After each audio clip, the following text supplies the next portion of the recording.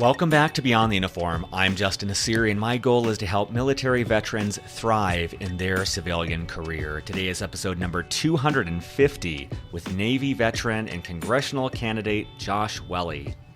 This is akin to a 12 to 15 month deployment.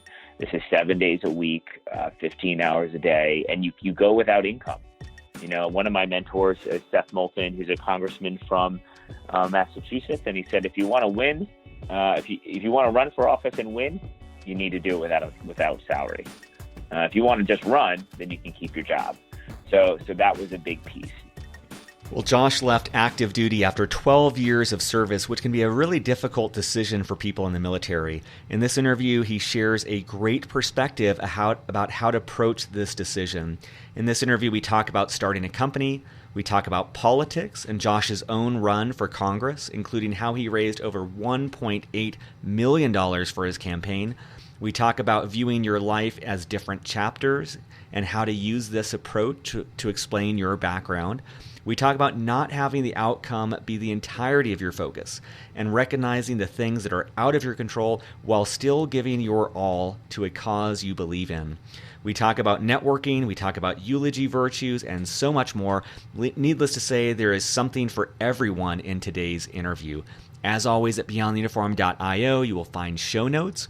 We will have a text transcript of today's interview, as well as links to every single reference that Josh talks about.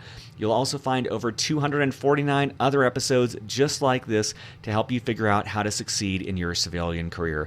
Also, be sure to check out Beyond the Uniform's coaching program, where you can be connected with subsidized, one-on-one, professional, certified executive and career coaches to help you figure out your next career move, whatever that may be. So with that, let's dive in to my conversation with Josh. Joining me today on the Jersey Shore is Josh Welle. Josh, welcome to Beyond the Uniform.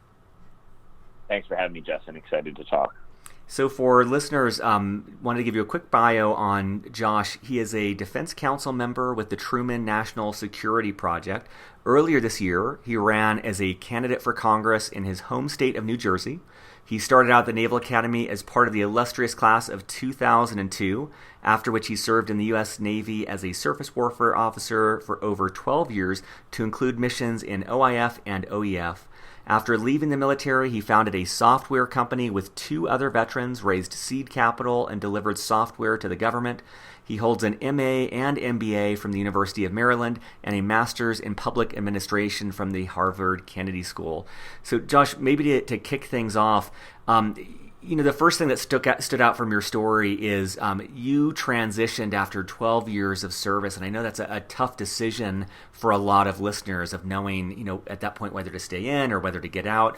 What advice do you have for listeners about how to approach that decision? Yeah, looking back at that decision to transition, I think, I would advise people to, look at their lives in chapters. And to say to themselves, am I framing my career through a lens of experiences that ultimately in the end will be a sort of a novel of great experiences? And I found, in the military as a surface warfare officer, it became a bit linear for me. And I had sort of benefited from a chapter of service as a surface warfare officer, as a uniformed person, as active duty. And I was in parallel seeing, classmates and friends having sort of robust experiences that I longed for. And in the military, I think it gives you so many foundational skills that can be applied somewhere else that I wanted to take some risk and, put those skills to work in other, ecosystems or other sectors. I also took into account this idea of family, this idea of having a career that my wife could accelerate in as well. I just got married, and I looked out ahead over the horizon, and I saw that the military wasn't going to allow opportunities for her to succeed in the way she wanted to.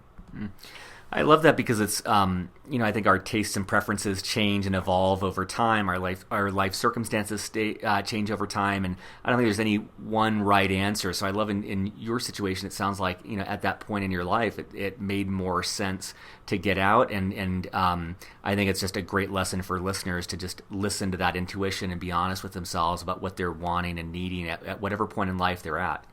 The other thing I'd add to that is this idea of the 10-year mark or the 15-year mark.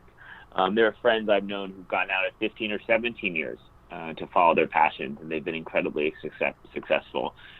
So, as people think about those milestones that are sort of a national progression in the military, just because you did 10 years doesn't mean you should do 20. Because you do 20 doesn't mean you should do 30. It's very contextual, and I would encourage people to keep that reserve option open. I am a reserve officer, which protects me on the retirement side. But I've had in the last 4 years since separating, I've just filled that time with so many powerful experiences that I don't regret it. That's great. What about, could you share a little bit more about your first job search and what that was like? Yeah, I mean, I think for me, if I was going to leave the protection or the umbrella, if you will, of the military, which is incredibly awesome, right? Team, great compensation, great healthcare benefits, that I wanted to take some risk. And the decision to transition from the Navy and start a venture, came in those last 6 months before transitioning from the military. And I was reflecting with other vets, guys I had deployed OIF with. And, we realized that we had passions and a vision to participate in, I think, this digital revolution. One of the things I think many of your listeners can appreciate is the military and government can be stagnant. It often doesn't adapt fast enough to the changing technology landscape. So my friends and I founded a company. We raised seed capital, and my first job search was as a COO and founder of a software company. I augmented that sort of decision by using the GI Bill.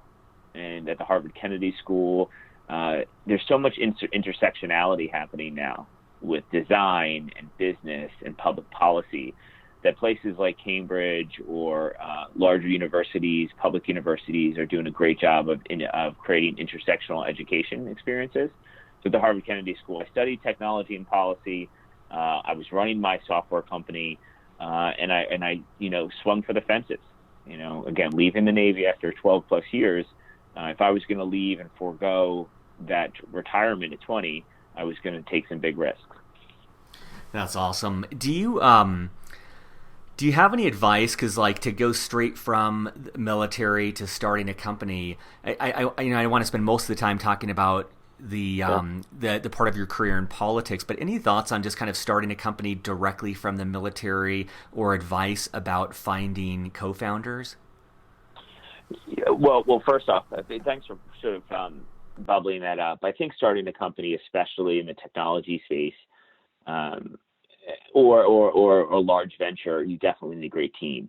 And I don't think I would have had the confidence without that support. And the two other veteran founders had transitioned 5 to 7 years prior, and they had commercial experience. So that was essential to our success as a team.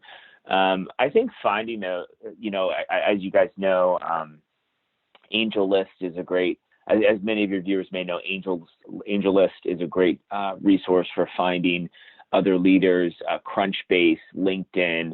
I think you can get to know the ecosystem of entrepreneurs. And then be, aggressive in networking. And I know you talk a lot on the podcast about the power of networking. That was sort of an inherent skill I've had. I was the youngest of 3 boys growing up on the Jersey Shore, and I've had part-time jobs since I was 10 years old. So I was always pretty scrappy. But being scrappy and resourceful and networked is incredibly important if you're going to be an entrepreneur. And ultimately, I think finding other co-founders who share that passion and a problem set that you want to solve. That's awesome. And then, what was the starting point of thinking about running for political office? Is this something you had always thought about? Was there like a particular moment when you decided I know I need to do this, or what was the beginning step on that path? Yes. So I think it's important to note that, leaving the military, founding a company branded CrossDeck, which is a productivity company like Slack, that journey and being part of the defense technology ecosystem, the government technology ecosystem, kept me sort of front and center with Congress and the Pentagon and the White House. And as we were developing our products and selling into the government, I never lost a passion for service, and I never lost sort of this idea of government for good. And a lot had to do with not just the president's sort of the President Trump and the phenomena that and his leadership style, which sort of defined the 2018 election. But for me, it was this idea of disruption. And, what I learned in the entrepreneurial space is technology disruption. And in running for Congress, it was a continuation of, with new leaders, with fresh ideas, we can make this country better. And what you saw as a byproduct of, Trump's disruption, if you will, to sort of an established approach, was just a myriad and, hundreds of candidates at the federal and state level answering their call to service. So for me, there is sort of a through line which brought me to run for Congress, is that I had experience in entrepreneurship and building a team and starting something from scratch. I had a deep love for government that has never sort of been there since I was a plebe at the Naval Academy. And I felt running for Congress was my chance to affect change and move the country forward. And I think so many of the candidates I met throughout the country, veterans, scientists, teachers, they all were making a career pivot into politics because of love of country.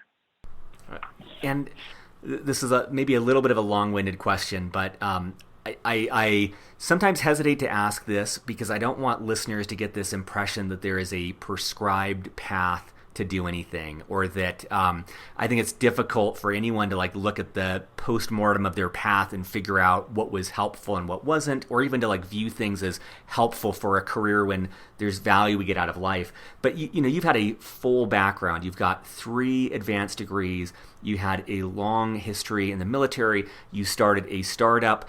I'm just wondering, for someone who is interested in politics, do you have any thoughts of which of those were pieces that you would recommend to them? Or, maybe put a different way, if someone's on active duty and they want to go into politics, is there a disadvantage of them just going straight in before getting some other experience like you were able to do?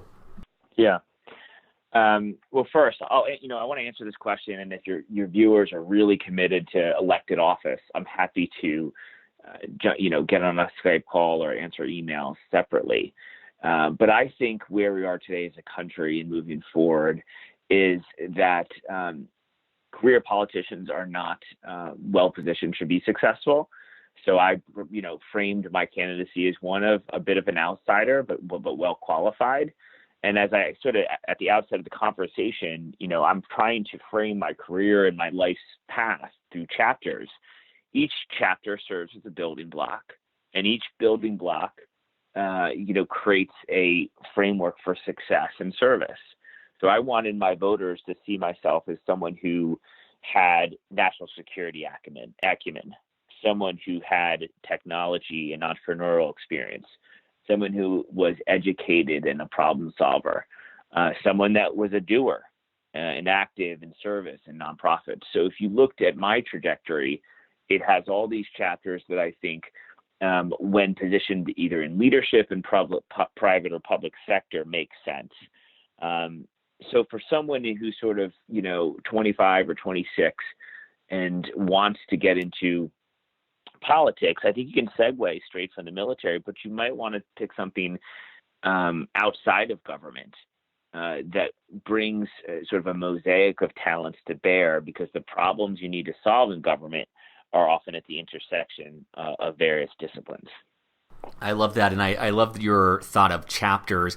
I think that there's a, from a resume standpoint, there's usually like a functional resume or what's called a chronological resume. And the chronological is kind of like, in order, this is what I've done. But the functional resume is where you kind of position your experience around a couple core skills. And what I think is helpful for listeners, whether you're interested in politics or not, the way that Josh explained his background, like, hey, I have this expertise in national security. It's a great way to think of whatever job you aspire to. Like, what are the three core skills? Like when I was applying for consulting companies, it was like, okay, I need to show that I am good at analysis, that I'm good at leadership, and whatever else. And so I could tell my story and put it around those different core blocks.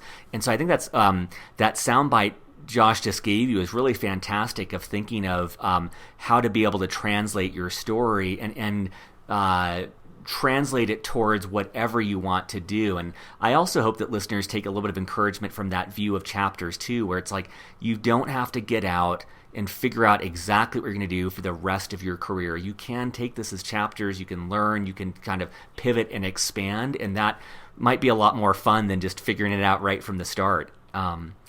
And so, Josh, what did you decide that it's the time for you to kind of act on this desire?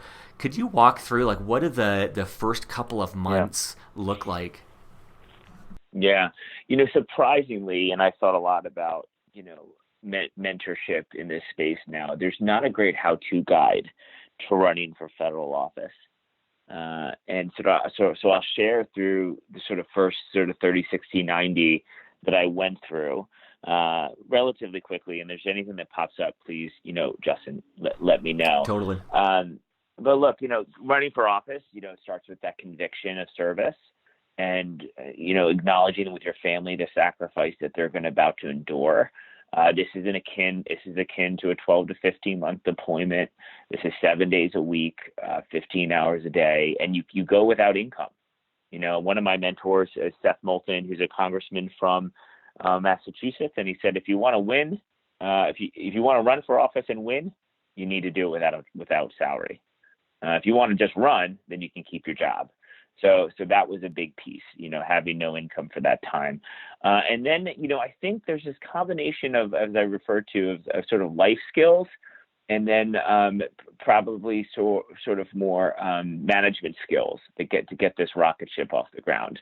And the life skills are about connecting with local leaders, mayors and councilmen, knowing the ecosystem and the political landscape of who are the big fish that you have to sort of get to know over coffee. So what I did before sort of announcing was quickly, talk to the leaders in Washington and in the state of New Jersey, from the governor's not to the governor himself, but to his advisory circle, and to the brain trust of Cory Booker or Senator Menendez.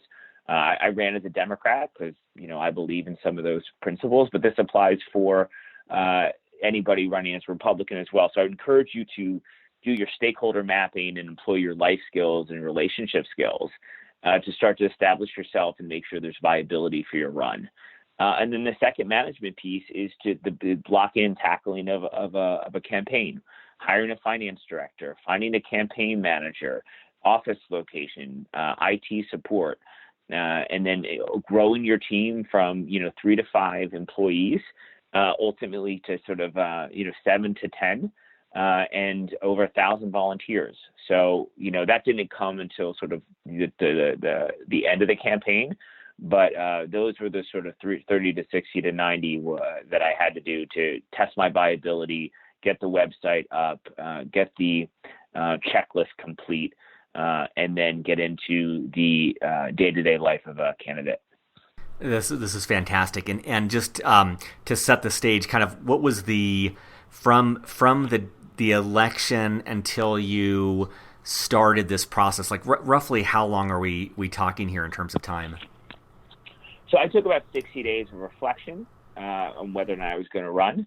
We're very lucky as veterans to have some credentials, and this is in my hometown and district where I had many relationships. And then I had about 7 months of I announced in September and then had a primary in June. And then after we won the primary in June, we had the general election in November. Within that, I was using management expertise and setting monthly and quarterly goals for finance, operations, and and voting metrics. Those were sort of those functional skills that I brought from the military and my business background. And I can only imagine, I love what you're saying about how you're having these coffee chats, you're meeting with the brain trust, you're doing all these things.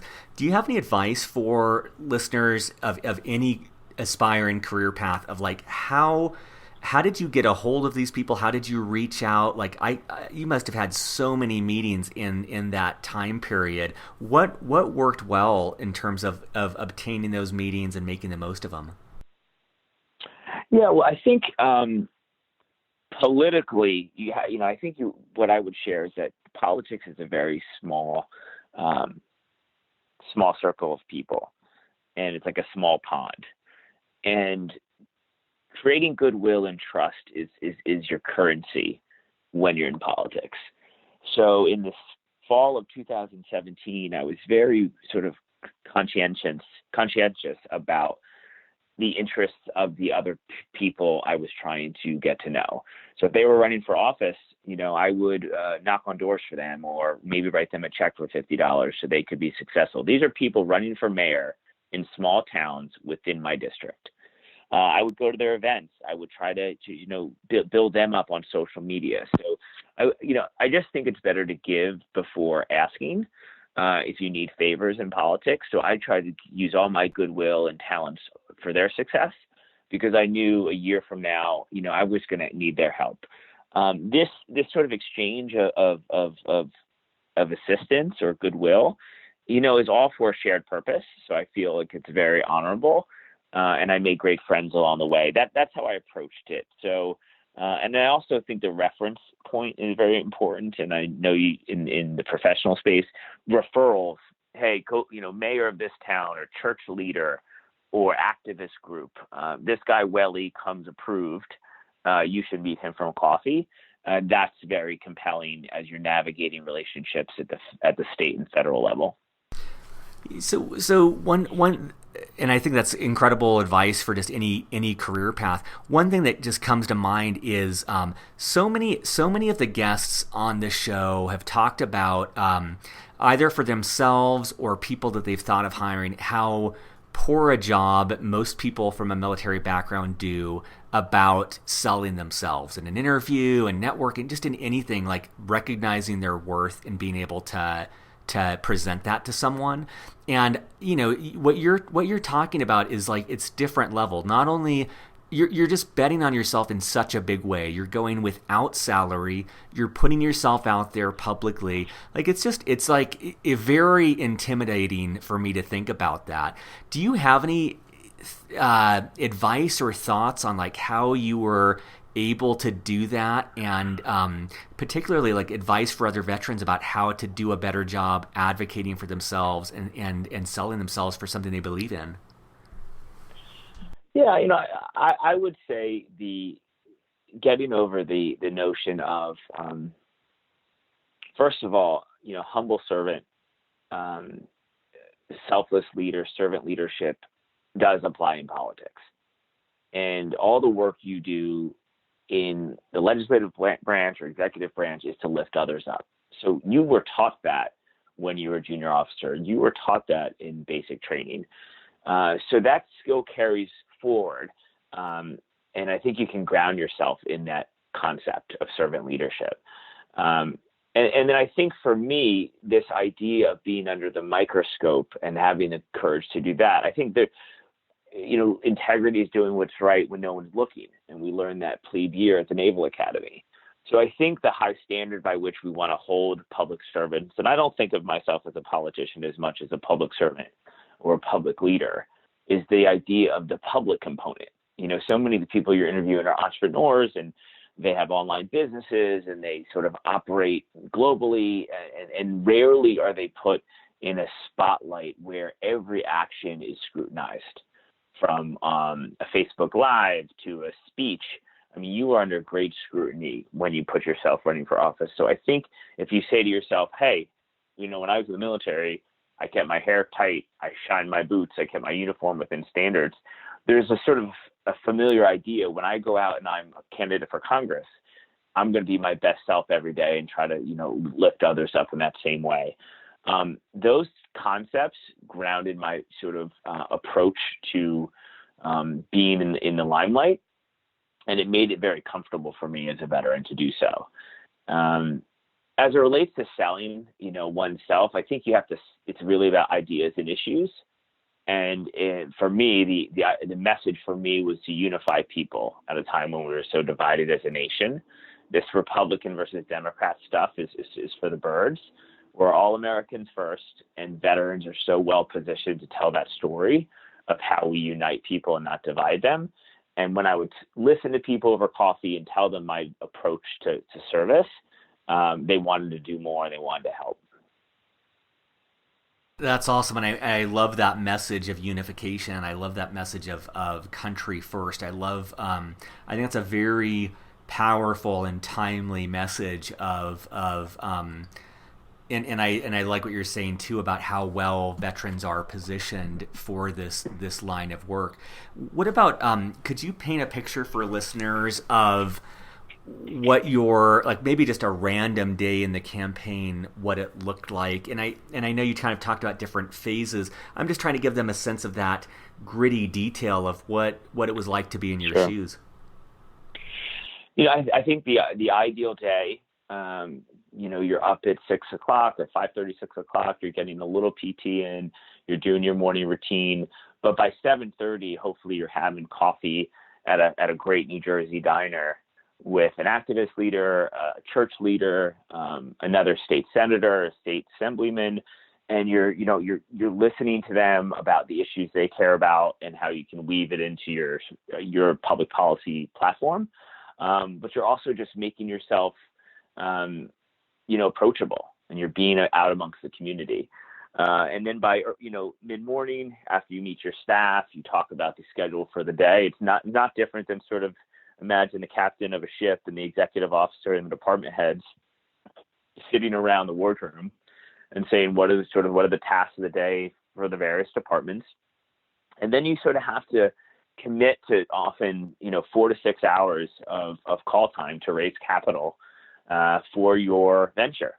If you think about a campaign as an entrepreneurial experience, is what I did. We had operational commitments. We had a burn rate of about $45,000 a month in salary and operations costs. So we raised over $1.8 million for this campaign, almost 1.9. That's not easy at $2,700 a person, or $1,000 or $500 or $100 a person. It takes great discipline to sit down and ask people to contribute to this cause. It started off tough, but if you believe you're, dialing for a better America, every dial you call and every conversation you have is for a good purpose. And I integrated software tools I used in my startup. I was very keen on being very digital and sort of data centric on my fundraising methods. And then by late afternoon, after 6 hours of call time, you go knock on doors. You'd go listen to people. So from 4 to 6 p.m. or 5 to 7, you knock on doors and encourage people to vote for you. And you're often your family or my spouse would participate in that. And then late in the evening, between 7 and 9, you're doing fundraisers. You're going to house parties with 30 to 40 people. You're giving high fives and shaking hands, and you're telling your story. The story of a kid who grew up on the Jersey Shore, had not a lot of money for college and went to the Naval Academy, served his country after 9/11, and wants to do more to make our country better today. And that was, a pretty full day. I would often come back after that and maybe call California and try to raise capital for the campaign even more, shutting down around 2300 or 11 p.m. That's just wild. And just to put this in context for listeners to understand the magnitude of this, raising $1.8 million from individual donors. I found the fundraising process for startups excruciating, and over the course of 8+ years raised $3 million in funding. But that's from institutional investors who are doing like $1 million checks, the thought of raising that amount of money through calls and meetings and just, putting your nose to the grindstone. I want to make sure listeners understand just the massive accomplishment of getting people to believe in Josh like that, and just he's just lighting the candle at both ends, just keeping things going day in, day out. That's just requires, I imagine that requires an incredible amount of grit and determination. It was, I've often said it was hard work, but, life on a submarine or a ship or deployed into Kandahar, or Bahrain, places that I was deployed, prepares you for that. And I think this idea of discipline and teamwork and perseverance is why veterans are well suited for public service. And I couldn't have done it without my team. I'm so grateful I hired, I'll share, when you're on these phone calls, you often have an assistant side by side, you're passing phones to one another and you're closing deals online. And I hired a transgender woman for my team. And this is a woman who just has a powerful story, and she was so technically savvy, so good at data. And we were using 2 different software platforms to we probably made 300 calls a day. We sat, 6 inches from each other, 4 to 6 hours a day. And we got to know each other so well. And I couldn't have done it without her. To raise that kind of money was because of her and several other great teammates on our staff who were so committed to the mission. And I think about this team we put together for this campaign, and I harken back to those, great days in the 2000s on some of my best ships, and the same ethos that we created and the culture we created. I spoke to this woman after the election. I said, "How's she doing?" She said she's a little depressed. Because some of those days in the campaign were some of the best of her life, because she felt accepted. She was using her talents, and she had transitioned, about 24 months prior. So I was really grateful that we hired her and that she felt happy and fulfilled at our campaign. And I just really respect that member of our team. That's awesome. That's what high praise. That's incredible. What was life like for your wife, Angela, while you were running for Congress? Well, as the primary breadwinner, she wasn't shy in telling me that I better win this election. She was so incredible. The sacrifice that family members go through for those in politics is extreme. Again, you rarely hear the good stuff. I think in politics, you always hear the negative about what you're doing wrong or what you could have done better. And often that sort of extends to the family or the spouse. So they have to have thick skin. But I'm really fortunate. My wife just loves this country very much. She got a scholarship from Ohio State to serve in the Senate, and she was on Capitol Hill for a while. So she knew the life we were embarking upon, and she respected that path. She also has, interest herself for maybe running for office. So she used this as an opportunity for her to give stump speeches and have her own schedule and address environmental, women's rights, gender equality, public policy issues around climate change that she cared about. So that was pretty awesome to see her grow as a leader in this path. Not every spouse has to do that, or partner has to be in the limelight like that. Mine appreciated the opportunity and wanted to be included on that strategy and execution. And I think it made me develop so much respect for her. And then I would just also extend that, just someone who just would put her needs second. We went into some credit card debt along the way. No income. She knew it was for a higher calling and an important mission. And I just really respect her. This is a girl who went 10 months when I was deployed to Afghanistan, or I saw her four times in 2013 when I was in Bahrain when we were engaged, and she just is so tough when it comes to supporting me in my dreams. That's awesome. Could you share a little bit about maybe the toughest part and the most rewarding part of your run for Congress? Yeah, I think the toughest part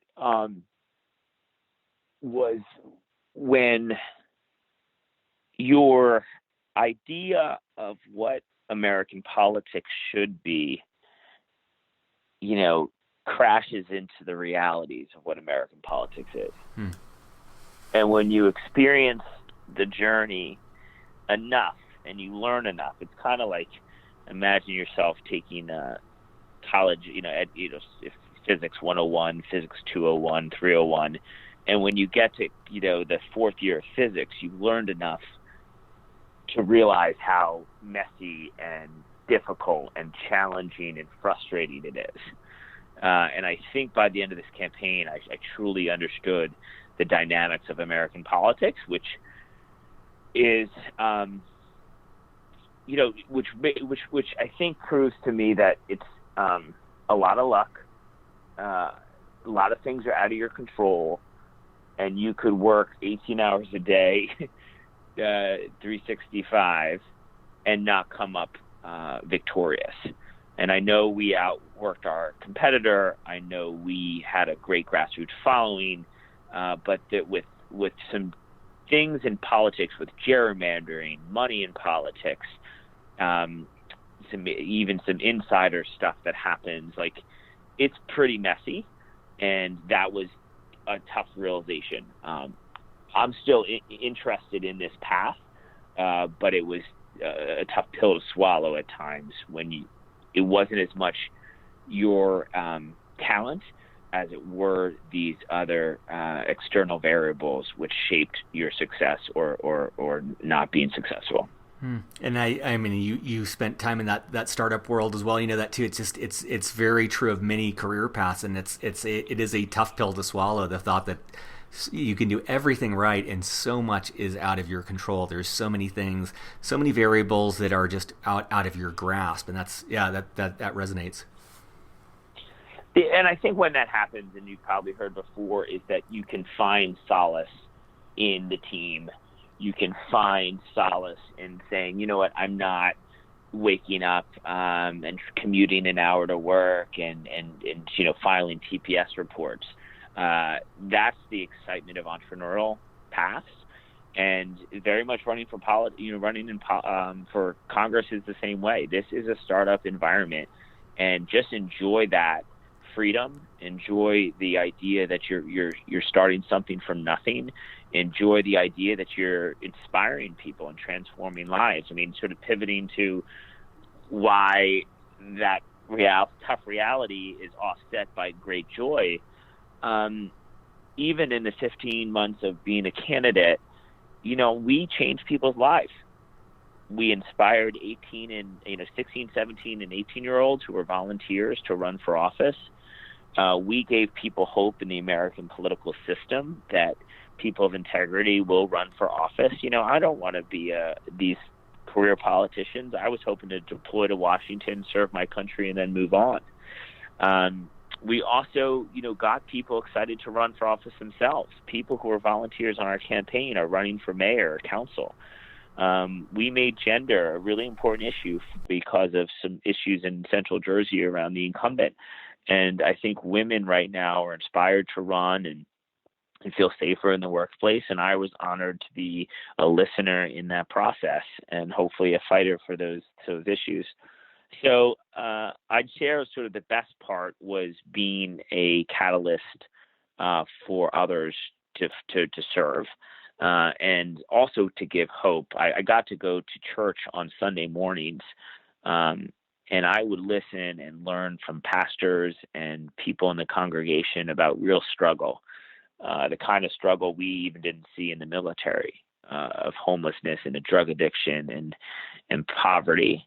And they look to you as a candidate to make their lives better, and to feel that sense of responsibility and to be a beacon of hope for them was very humbling and very rewarding.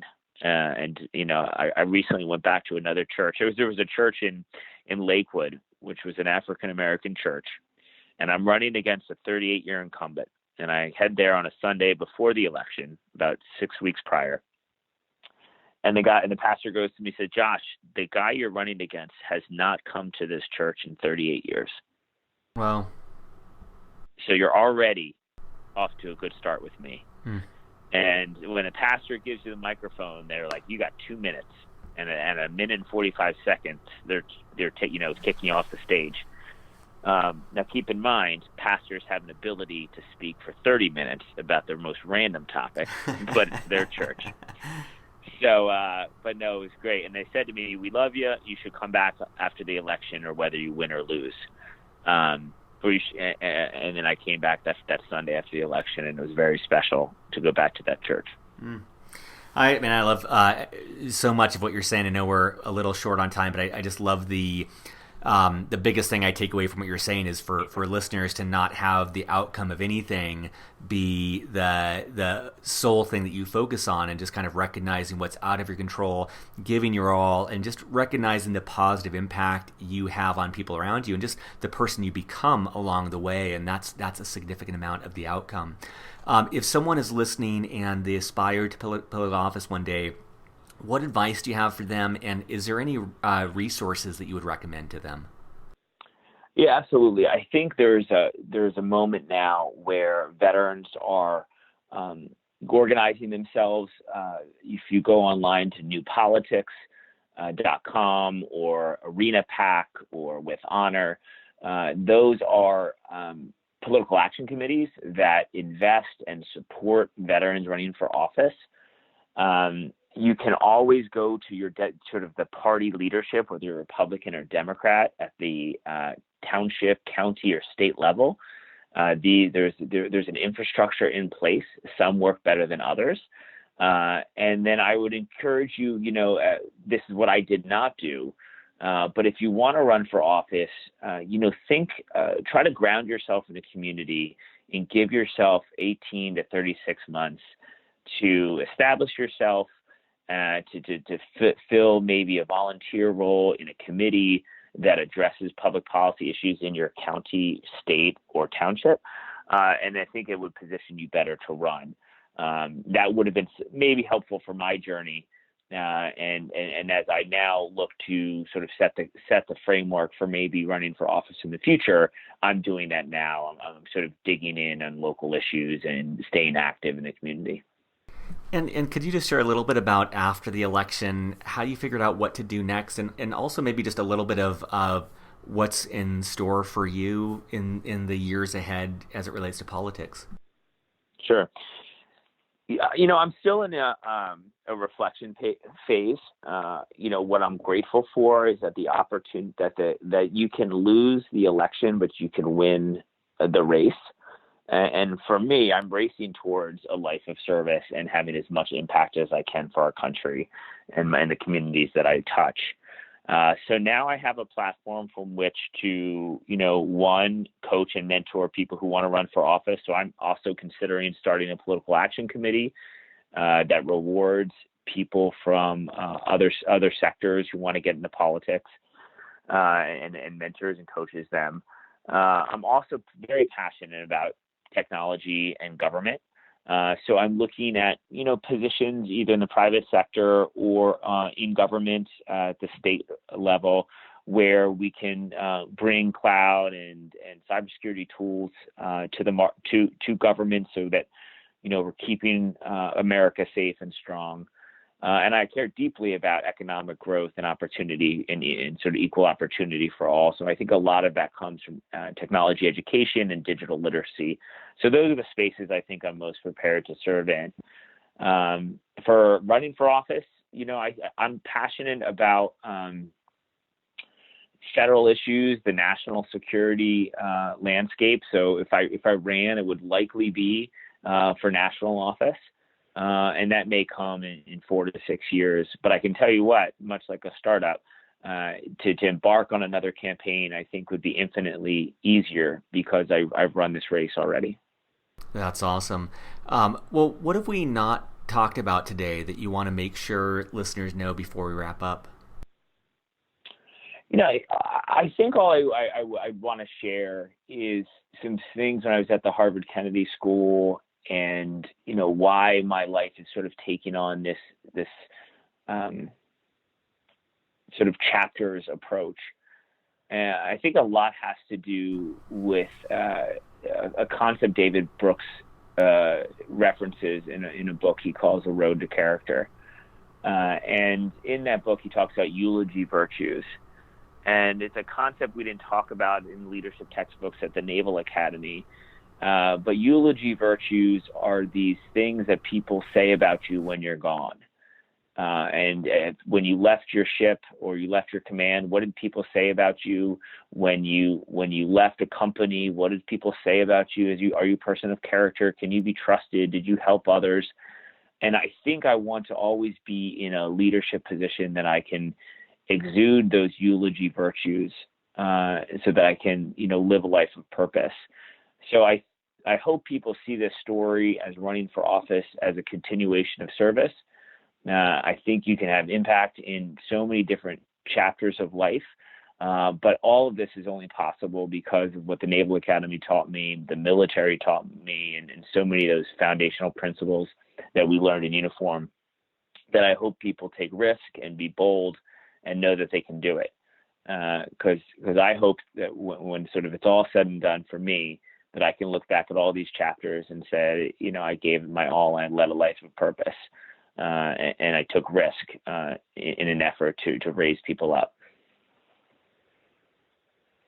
That's awesome. I think that's a great guiding post for listeners. And I just appreciate, Josh, your courage and just kind of honesty, and I just love the resolve that comes through and everything that you're saying. And excited to see what's next for you and understand the need to kind of catch a breath after all-out sprint for over a year, but very, very excited to see what you get up to next. And hopefully, if things change and you decide to run again, we can provide an update to our listeners so they can support you on the work that you're doing. Surface.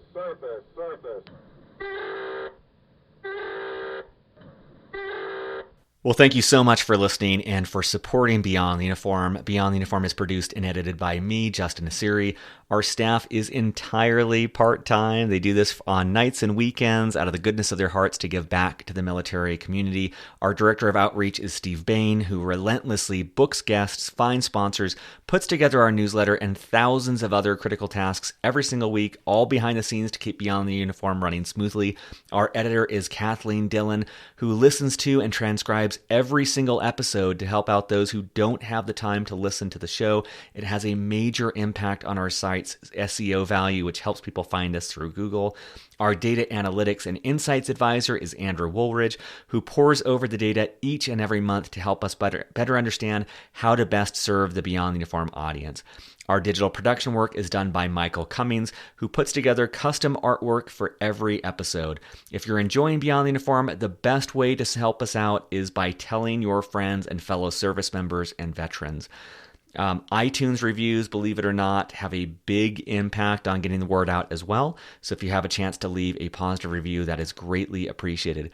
If you know of a business that would like to get their product or service in front of a military audience, we are always on the lookout for sponsors, which helps us subsidize the cost of putting this show together. And if you haven't yet signed up for our newsletter, you can do so at beyondtheuniform.io. We send out a newsletter twice a month, and it is a treasure trove of helpful information for your civilian career and transition. And be sure to check out our coaching program, where you can be connected with a subsidized, professional, certified executive and career coach to help you in your career decision making. Thank you for listening, and I'll be back next week with more stories from military veterans about their civilian career. Take care.